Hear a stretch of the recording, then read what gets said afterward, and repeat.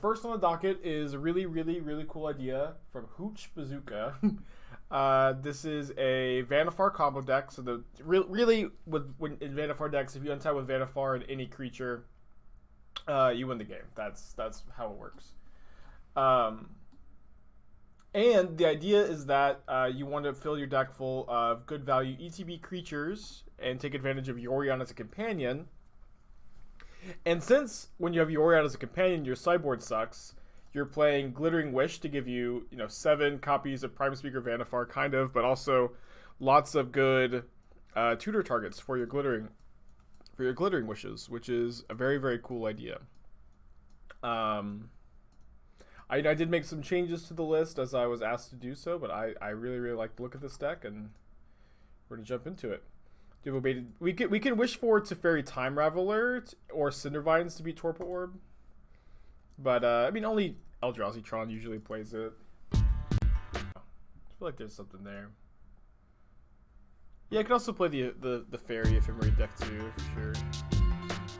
Let's keep this. I think I might put back the Canopy, might put back the Charming Prince. Colder, 9 months for a resub. How do you like the Breach decks the better right now? I think they're pretty good. Like, Through the Breach tends to struggle against Humans, Dredge, and Grixis Shadow. And Grixis Shadow is actually kind of making a comeback, but there's just no Humans, no Dredge to be seen. And it's, like, very good against Heliod. It's good against the Prowess decks, I think, with the Painless mana base. I like the deck. I think it's good. Yeah, Tribute Mage also finds you your Thopter Foundry, Sword of the Meek. Stoneforge finds you Sword of the Meek. Can also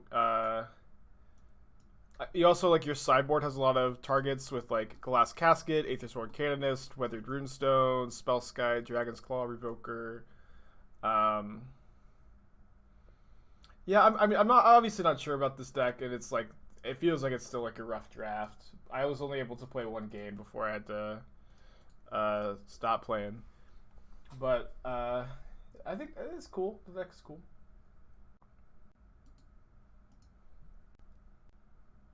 What is the tune that play? Oh, Colder, thank you for 9-month resubscription.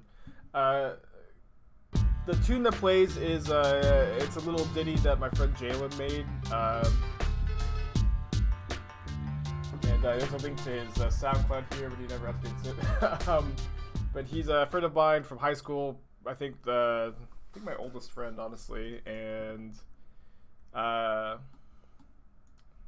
he's just like the most talented guy in the entire world. He plays like 9 instruments. He has a composition degree. He is a really talented just artist as well.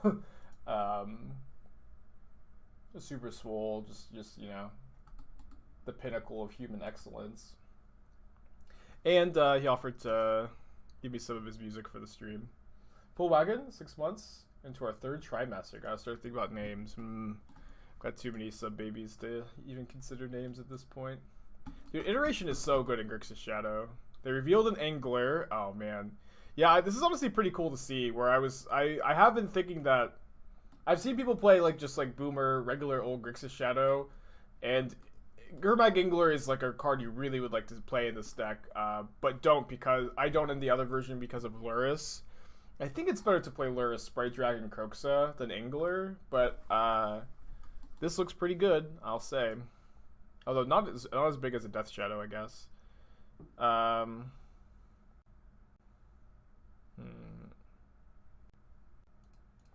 think I'm just gonna Wall of Omens, see what I draw. I'll probably play Birds. Hey Jalen, if anybody's here, which I guess a lot of people here for the very beginning of the stream, for the stream starting soon song, it's one of his as well.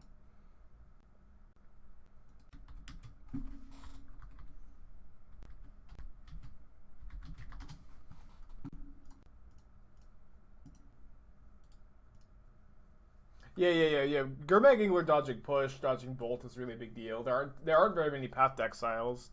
Really good against Drowned-to-Lock, Decay. That's certainly a good card to play right now.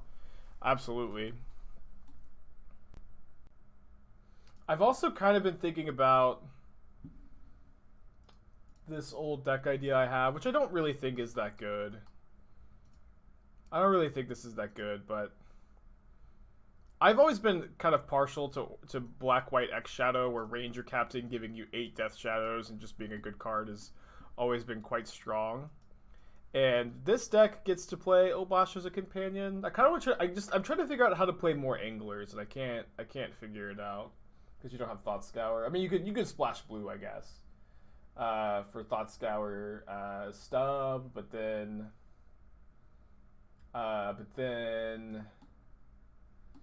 stub doesn't work with Ranger Captain, which could be awkward. Might not be that big a deal. Played your Sultai Bring to Lure second up for them, had a blast. Difficulty sideboard versus Jund. I feel like Jund's a good matchup, but I don't remember when the last time I didn't feel like Jund was a good matchup was. I'm glad you like the deck, dude. That's probably what I'm going to play at my first F&M back as well. I kind of just want to put Yorion into my hand here, and then probably take 5. Any consideration for Thought Scours, Drowns, and 3 Fairy?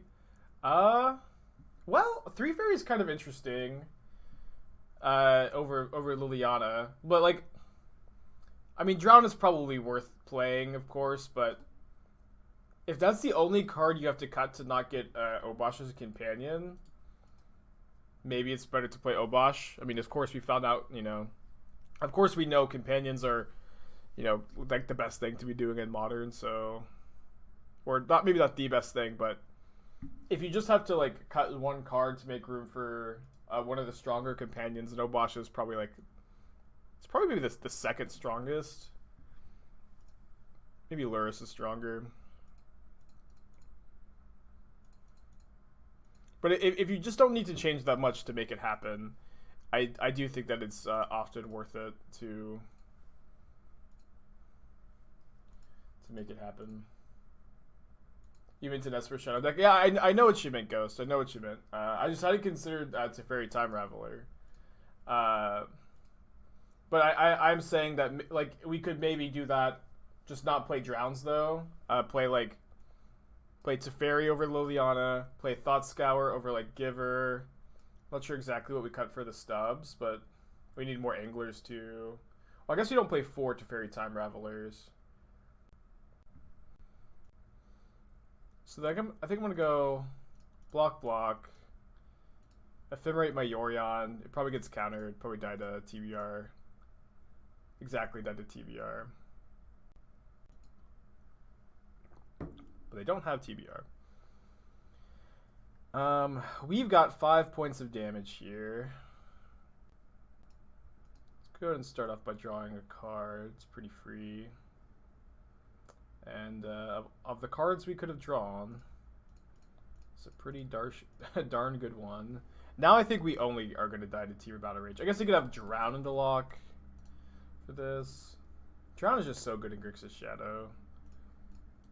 And like probably losing Drown is maybe not worth getting Obosh if you were going to try to make this Esper. But the straight white-black mana base is kind of nice. Like the 4 Silent Clearings become really strong. I mean, I also don't think this deck's that good. Oh yeah, I saw the Rogues version. I forgot about that. I did see the Rogue variant of. Oh, we can actually triple block, and then they would have to have removal spell plus TBR. Okay, they had the removal spell, so they didn't have Temur Battle Rage last turn though. So I'm assuming they won't have it this turn. Yeah, but I liked the look of the the Rogue Shadow deck. That was pretty cool. All right, got there. And I'm not 100% sure this is the case. And in fact, I think that when your Skyclaves are bad, it's probably when you're going to actually do sideboarding. But Skyclaves are okay in this matchup. I might bring in a card. I might bring in like Omnath number 4 for Skyclave number 4. But when you're playing a Yorion deck, your sideboard stinks anyways. Your sideboard is just not that good when you have Yorion as a companion, so just making it all wish targets seems fine to me. And then maybe if you find a matchup or two you're really struggling in, you could probably find room to have a sideboard plan against that. Fire Justice. And we could also, like, obviously we could just wish for anything here, but Fire Justice is pretty good against them. Why no Eldummer's Call? Well, it is Donation Deck Thursday. I did have options to change things here. Glittering Wish is kind of like your Eldummer's Call. You could obviously play Wishes and Calls. I thought about playing a couple of Wishes. But there are diminishing returns on like 2 mana non-creatures that don't impact the board. I did also think about maybe playing an Eldummer's Call to wish for, but that seemed a bit too wheel spinny, you know. I'm gonna mulligan this. Keep this one. I like the Guardian, I guess. And definitely gonna die to a lot of cheap removal.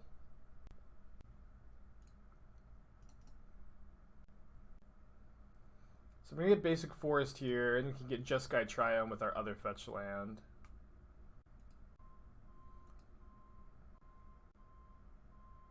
One card I've always liked, or I guess maybe one thing we should have added to the deck, and this is probably an oversight on my part, I'm just now realizing, is that we don't actually have any way to give Vannifar haste. I'm not sure, like we could wish for the creatures can't be countered, and Riot? Is that the name of the mechanic? Can never remember the name of that mechanic.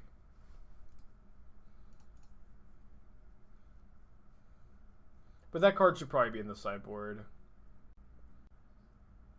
Let's get Breeding Pool. Then we can Renegade Rallier back Misty Rainforest.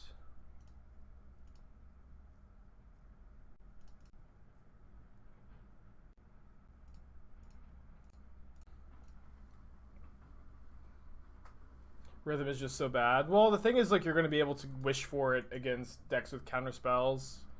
And it's also, like, kind of nice to set up a hasty Vannifar.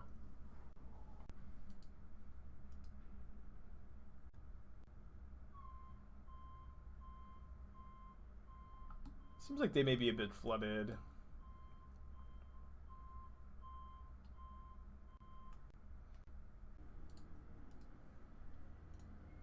Thought seizes me. Mass Hysteria is... I mean, I would play Torch Courier over Mass Hysteria, because you only really care about giving your...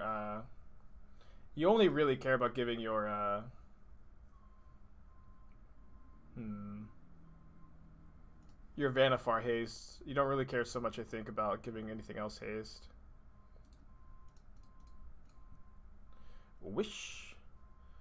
When you wish upon a star. Pretty sure we get Teferi, bounce the Angler, attack them down to 1.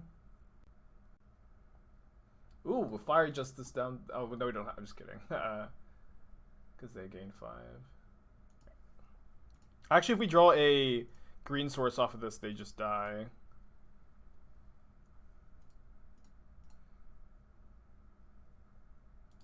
Okay, not quite that lucky.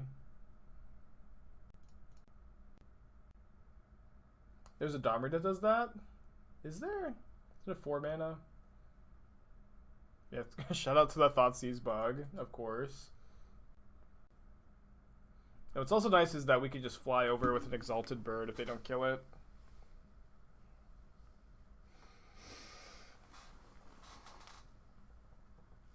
They're pretty far away from casting Angler again. Yeah, Pi, that's something I suggest. That I was just talking about. I think it was a bit of an oversight on my part to not add a Rhythm of the Wild to the sideboard. Anybody posted the rose? Yeah, you can post a link. I saw it this morning. I can't remember who it was, but it was like, it was a blue-black Shadow deck that was playing Angler Shadow, and then Soaring Thought Thief, and then Thieves Guild Enforcer, and Drown in the Luck. It was cool. Getting rich off these channel points. Morning Core. So yeah, there are going to be NH2 spoilers today. I think that they're later. I think they're going to be after the time the stream is usually on.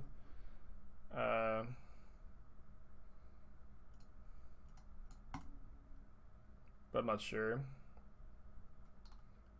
Alright, so MTG bot told me they were last playing Scape Shifts.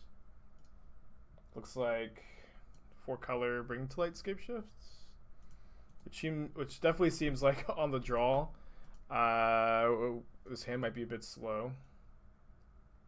We can wish for Ashiok, which is kind of nice. I guess we play the Triome over Mimic pretty clearly. Rallier and Omnath must be dono day, yeah. Although I have been thinking a lot about Renegade Rallier in regards to brought back lists. Like Renegade Rallier is really good with Seal of Fire and Mishra's Bauble. I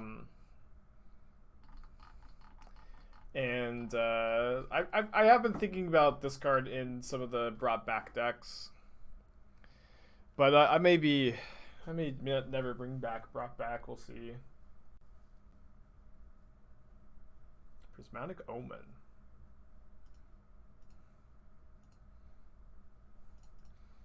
I'd love to draw a fetch land, maybe? Nope.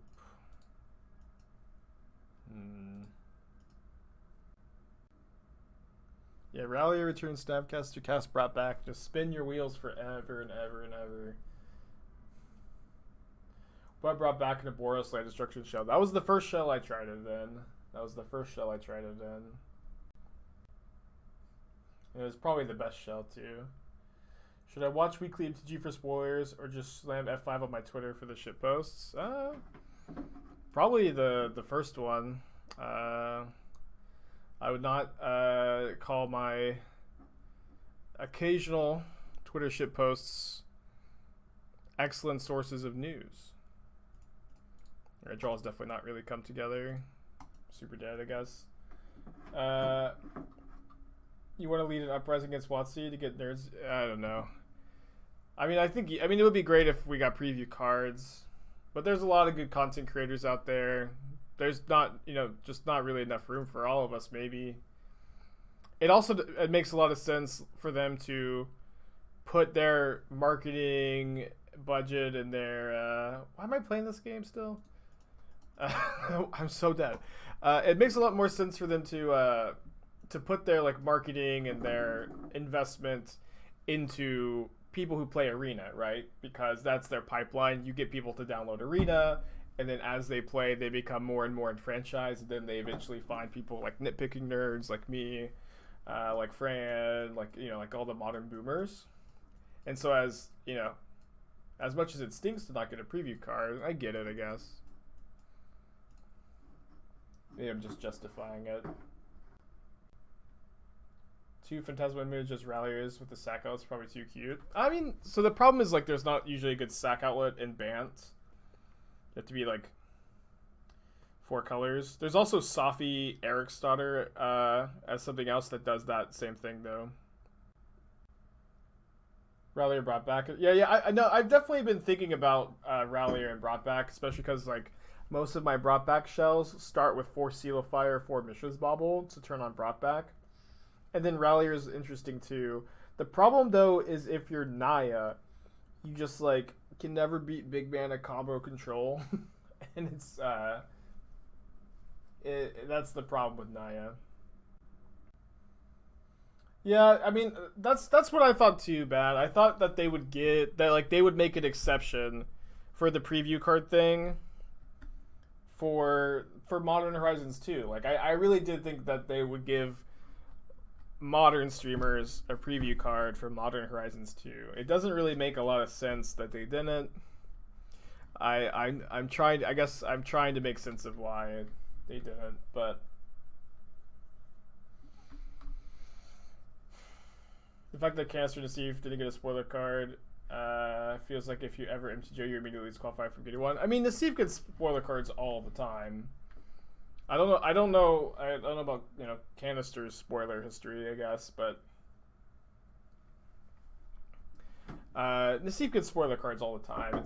I think it's okay to not give one every set, but I mean also Deceive would be a great one to give a spoiler card to for Horizons 2 because of all the Hall of Fame type people. all the Hall of Famers, I feel like Deceive probably plays more modern than any of them. Let's go to 5. Did I ask for a preview card? No, but like, who are you supposed to ask? I mean, I may have mentioned it in one of my many deranged letters that I send Wizards on a regular basis. But I also shouldn't have to ask for one, you know. It's like, you know, they should, you know, pick who they want. They should, you know, be familiar with the community and content creators and, you know, pick who they want to for different sets, different products. And, you know, they have. They didn't pick me. And that's okay.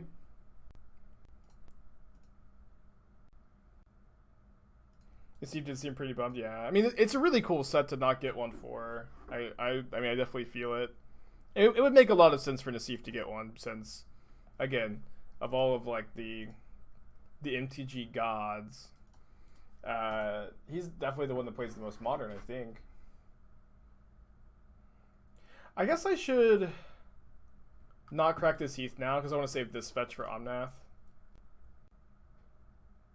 Do the PR people at WotC, do people know who the PR people at WotC are? I don't think so. At least I don't. And they don't know who I am either, apparently.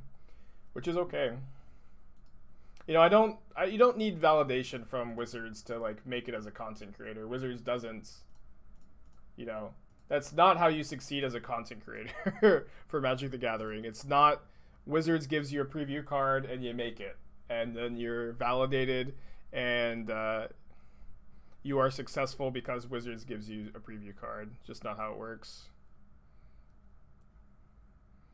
Even if I, you know, got a preview card, it really wouldn't change anything for me, I think. This matchup seems less than good.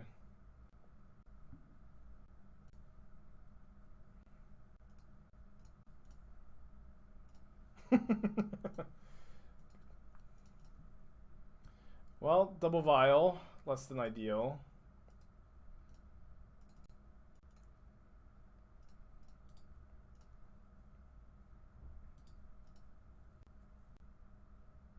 Bamzine got one. Honestly, Bamzine getting a preview card is great. I really like to see that happen. Bamzine works really, really hard and is a good member of the community.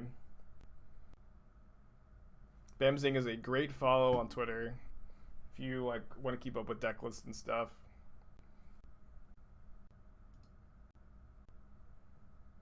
Yeah, 80 cards, by the way. They're very good at drawing Vial on your Yorion deck, as we always say.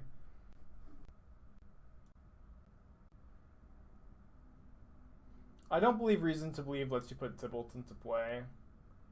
I remember I was doing something with Reason to Believe. Oh, right. So I was thinking that this is not very good. But I was thinking like you could go Gifts Ungiven for Reason to Believe and then a creature. And then you could this is not gonna be very good. Nice job, opponent, getting Exaxes. You could Reason to Believe, right? For Gifts Ungiven for Reason to Believe, creature, put them both in your graveyard, and then you could Witch's Cottage, put the creature on top of your library, and then put it into play off of Believe. But it's just way worse than getting Unburial Rights and a creature. Not getting a preview card is just too much for me. I just feel like a diva complaining about not getting one. Did I ask for one? I didn't. Is that how you get one? Does anybody ask for preview cards? Everybody keeps saying that, but I don't think that's how it works. And if it's how it works, you know, that's not my impression. I don't think anybody asks for them. That's not how you get them. Interesting. Crabvine.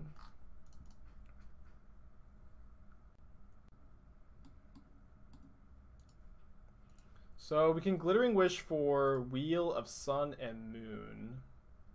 It's kind of slow, but...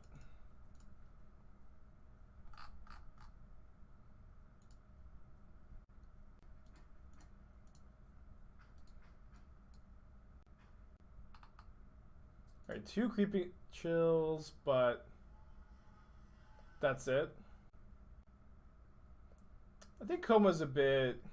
We already have Yorion. Our deck is already so grindy. I feel like it's a bit win more. Could be wrong.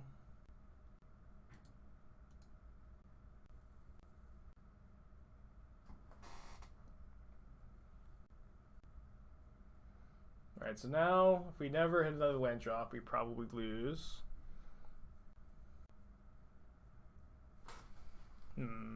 Might lose anyways. Because we play Wall, be really nice to hit a land and play the Hierarch. No such luck.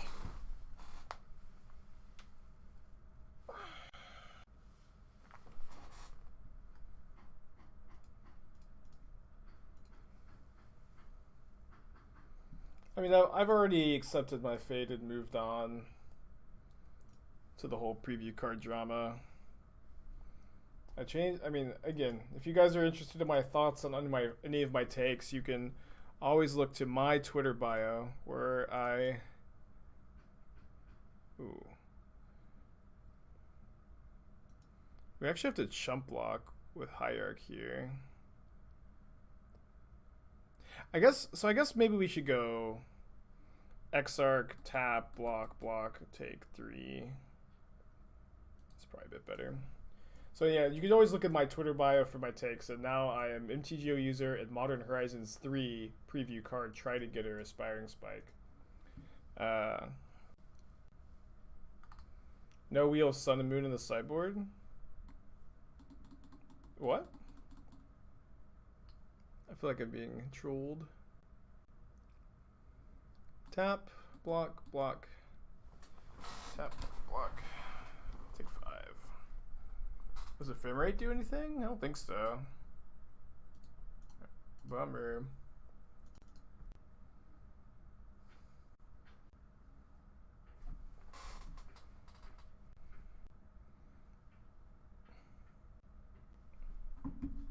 I see you guys. A third-party platform, MTGO, and eat the arena viewership. That's definitely true. It really is a reality that if you do not stream arena, you know, if you just don't stream arena, Wizards is just not gonna contact you. It's so true. They really just don't care. Yeah, I would love for it to come up for us to Glittering Wish for Yorion. I don't think it's super likely. That was a disappointing game. Although that might be changing, right? Since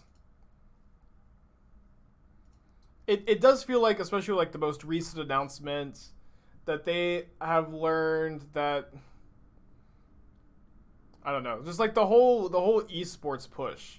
The whole Magic the Gathering is now esports, even though it doesn't really make a lot of sense to brand it as an esport because the game is really slow and methodical, and it's kind of like chess, and it's kind of like golf, and it's not really like CSGO or Apex Legends or anything like that. And the audience is also like a decent amount older than your average esports audience, and it has this long, rich history of having a pro tour, and but we're esports, baby! All esports, all the time. But what does that mean exactly? We'll get back to you on that, but we are esports, and Arena is your pipeline to everything, I guess, but it also doesn't really work that well. So we still have PTQs on Magic Online, and we still have tournaments on Arena, though, even though every Arena PT I've played in personally has just been riddled with technical problems. But the first Arena PT I played in, I lost round... No, I didn't lose round 1. I didn't know when my deck list was supposed to be due and submitted it like 6 hours late, and then had the option of taking a round 1... I Skyclave the Binge Vine. I had the option of taking a round 1 match loss or playing the next weekend. Or sorry, round 1 game loss. Or or playing the next weekend, I decided to take the game loss because I thought my deck was really good for the metagame, and I was wrong. But I lost round one because I had a round one game loss. Then I lost like the first sideboard game, and my round two opponent didn't show up because there were so many technical problems. My round two opponent just didn't show up to a PT level event, you know, and I understood that it was like one of the first. It might have been the first arena only PT, and I understand like COVID had a lot of technical problems. But what was so frustrating about it was that Magic Online has like a very, very functional and stable tournament mode, you know? And they just weren't using it. And people were getting... that there were so many technical problems. People were straight up just losing PT matches due to technical problems. People were straight up not showing up for their second round. 0-1 dropping a PT, you know? It was just heartbreaking. It was just heartbreaking. Yeah. This weekend it was also a very, very similar story, and these kind of stories happen all the time with Arena. The client is just, it just doesn't really work, and I think we're pretty dead here. And for them to have, you know, to make it like to be so all in on Arena has just been a big disaster, I think. If there was, at that PT, if there was even the slightest amount of lag, if I felt one moment of lag, I would restart the client. Because I knew that there was a good chance if there was any lag, it was not displaying that I was timing out, and in the actual game I was timing out, it wasn't displayed on the screen, and there was a really good chance I was just losing, not even seeing what's happening on the screen, not getting a disconnect message. And so the only way to prevent it was to disconnect immediately, you know, just like at the moment's notice. I think we go Rallier, Ephemerate Rallier. It was tough, man. And it's gotten better since then. The second Arena PT I played was very, very, very much functional. I didn't have any... there were no technical problems the second time, and it was a lot better. But that first one, it was so frustrating because just like the integrity of that tournament was just so compromised because nothing worked. Are they gonna get Torpor Orb? Don't do it. No, just a Sundering Titan.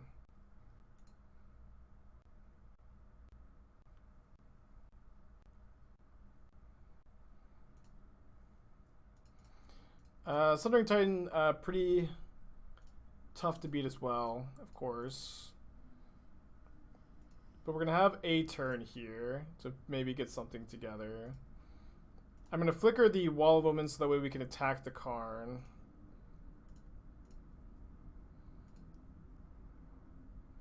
Okay, Glittering Wish. Oh no, there's no Fulminator Mage. Maybe that's an oversight too. We could get Vannifar.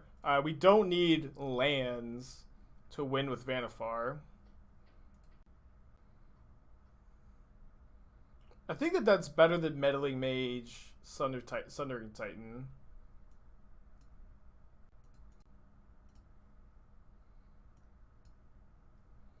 It's just like if we Meddling Mage Sundering Titan, with Vannifar here, we love it if they cast Sundering Titan because we just win the game.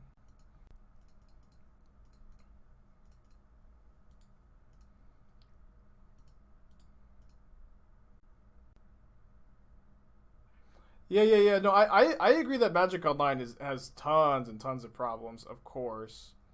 I'm not some Magic Online fanboy. Okay, let's go to game 2. that just like, you know, I want Arena to be good. Like Arena has had a very positive impact on the game in my opinion. You know, Arena has given let's see, we need to bring in Ashiok's probably good on the play. We need to cut the Skyclaves. Ashiok, Geist, Teeg, Mage, Cindervines. Let's bring in the Cindervines. Magic Online has had a really positive impact, in my view, to Magic. Magic Online, or sorry, Arena. Arena has, again, done the impossible. Arena has done what has always been thought to be impossible for Magic. It's brought normies to the game. It's brought people who otherwise would never, ever touch Magic and, you know, show them the game. You know, before, in order to, and I'm saying this as someone who loves going to local game stores, most people, you know, would not go to a local game store to try to learn this, like, very nerdy card game.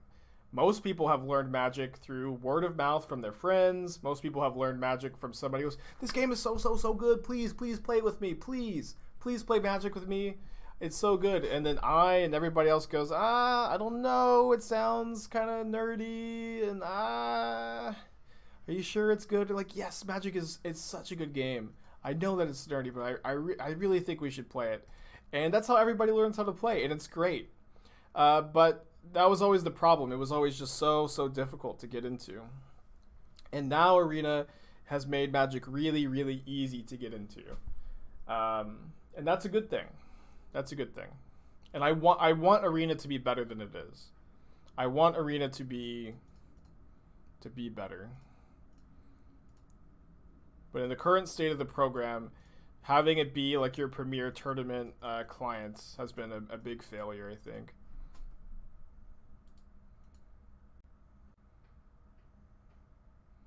Would it not work through Relic anyways?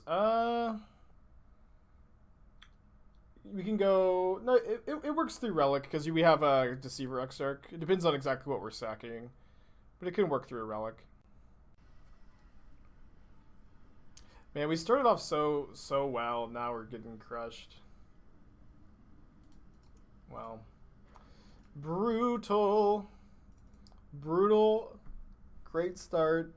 Just getting absolutely crumbled into dust. Oh no, but this deck doesn't have a Breaching Hippocamp. Yeah, you might actually not be able to combo without Graveyard and the Rallier. Ooh, the 1-3 bracket. Let's go! Let's get these 50 play points, man!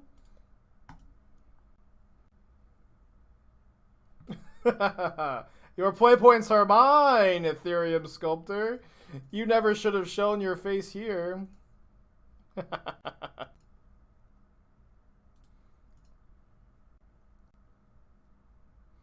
We're pretty dead, I think. Traxos? Oh, man. Oh, no, I deleted all my Pioneer decks. But there was a really cool green-blue artifact deck that we put together back in the good old Pioneer days. And it played Atraxos. 4 mana, 7/7, doesn't untap, trample. Whenever you cast a historic spell, untap it. Vintage staple.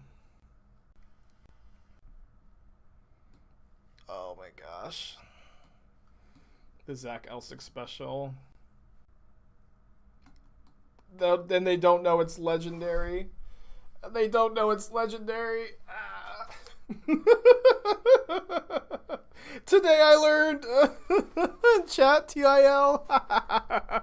Oh man. Oh man. Who needs a preview card when you have matches like this?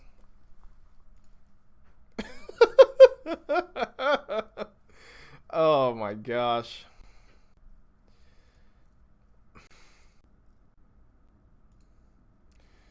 This is what the game's all about, baby.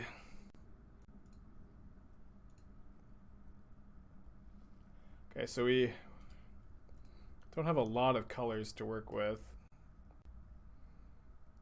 We have 3 mana, all blue-green after the Wish. Yeah, can't quite Vannifar.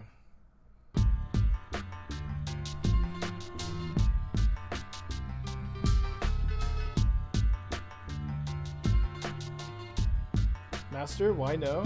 Good question. Thank you for your comments. Thank you for your resubscription.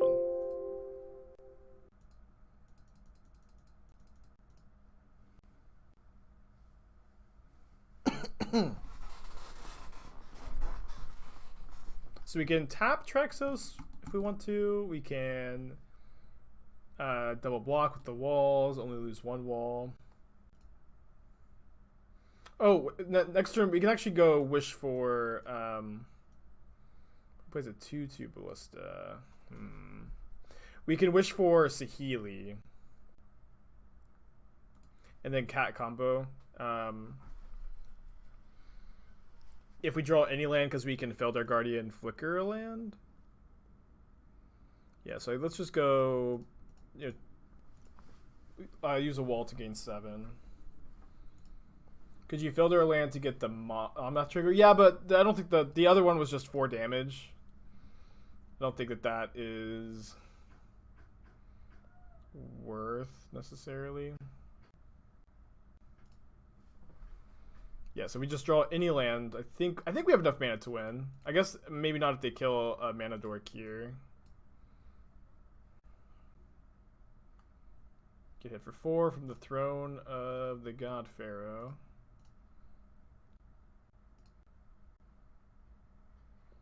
Right, yeah, that should do it. Imagine untapping with Omnath fetch land and not winning on the spot. Couldn't be me.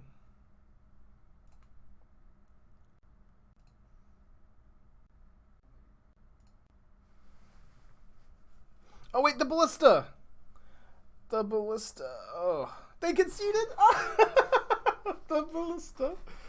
Ooh. This is a league, man. This is a league. Oh my gosh.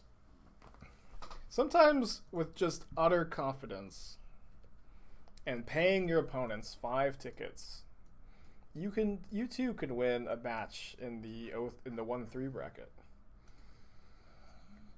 Confidence, 5 tickets, being 1-3 is the 3 spike crucial steps to winning 1 Magic Online match. Then also getting a cup of coffee.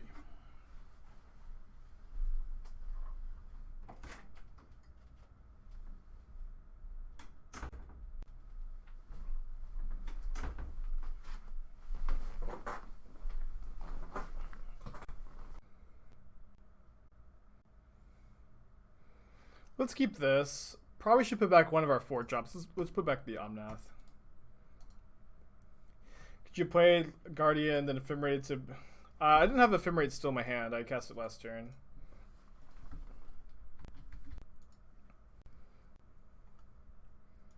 Well, that does make my Glittering Wish cost 1 more mana. For Vannifar purposes, does Colossus count as a creature? Yes, you can put a Colossus into play with Vannifar. If you didn't cast it on the Omnath, trying to draw a land. I mean, yes, you could do that. That theoretical situation. Combo, Ethereum Sculptor, plus Thorn of Amethyst makes Smuggler's Copter cost 2 mana. Very strong. It's been a super fast league. Yeah, I got your BCS. Because you can Ephemerate Guardian in response to them targeting the Saheeli, and then blink the Saheeli, and then start the combo over. So they can get Ballista, which doesn't break up the combo, but they can get Needle, I see. So we can wish for Cindervines, which is pretty slow. with the Thorn of Amethyst out there.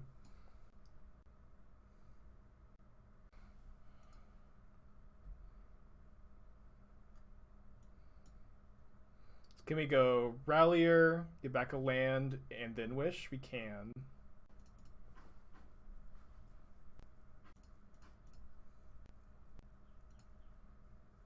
When you wish.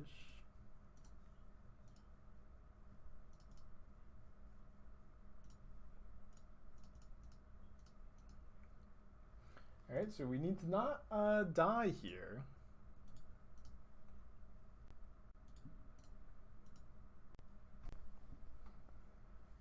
I feel like Thorn of Amethyst could see more play in Modern than it does. Pretty powerful card. Dude, they're playing Artificer's Assistant! Oh, man. That really brings me back. You love to see it. I was once commissioned to build Blue Steel, and like my big innovation was that instead of playing Wanderer, it was good to play Judge's Familiar and Artificer's Assistant, and then main deck Chalice, and these are your only 1-drops. And you can play Cavern of Souls, Naming Bird to get through the Cavern of Souls, Naming Bird to get through the Chalice. Card, thank you for your 2-month in advance subscription. That's really cool. I promise to stream for at least 2 more months, chat. Alright, it is time to start the combo. It's kind of funny that we only get to combo once this league.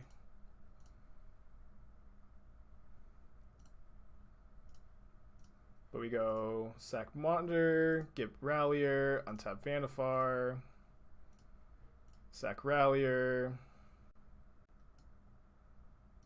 Guardian, flicker Monitor, untap Vannifar. Then we sack Guardian, get Kiki-Jiki, untap Monitor, go infinite with Kiki-Jiki.